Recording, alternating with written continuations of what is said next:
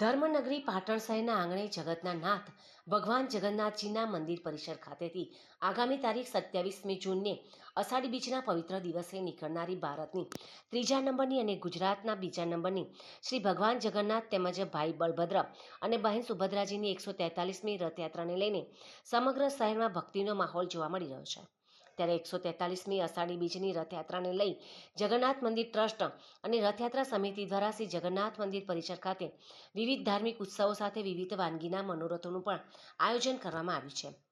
સોમવારે સૌ પ્રથમ વખત અષાઢી બીજની ઉજવણીના ઉપલક્ષમાં ભગવાન સન્મુખ 21 કિલો સૂકા મેવાનો મનોરથ કરવામાં આવ્યો હતો, જેમાં કાજુ બદામ, પિસ્તા, અખરોટ તેમજ અંજીર, કાળી તેમજ સફેદ દ્રાક્ષથી ભગવાનના ગર્ભગૃહને સજાવવામાં આવ્યું હતું।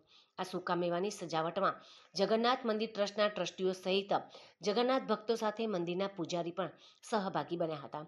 જગન્નાથ મંદિર ખાતે આયોજિત સૂકા મેવાના મનોરથના દર્શન કરી સૌ જગન્નાથ ભક્તોએ જગન્નાથના નાથના આશીર્વાદ પ્રાપ્ત કરી ધન્યતા અનુભવી હતી।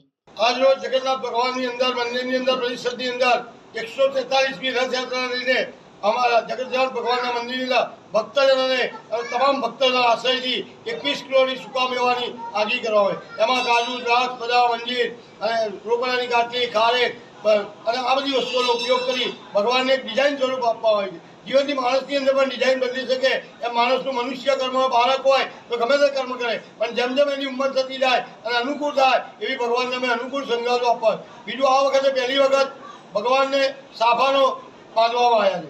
આ સાફા ઘણા સમય પછી અમારી ઈચ્છા હતી પણ અનુકૂળ થતું નહોતું, પણ આ વખતે ભગવાનની કૃપા થઈ અને ભગવાનને અનુકૂળ બતાવ્યું તો ભગવાન સૌની મનોકામના પરિપૂર્ણ કરે અને સૌ ભક્તજનોનું કલ્યાણ થાય એ આશયથી રોજ નવા અનેરા ઉત્સવો અહીંયા રથયાત્રા સુધી ઉજવવામાં આવશે।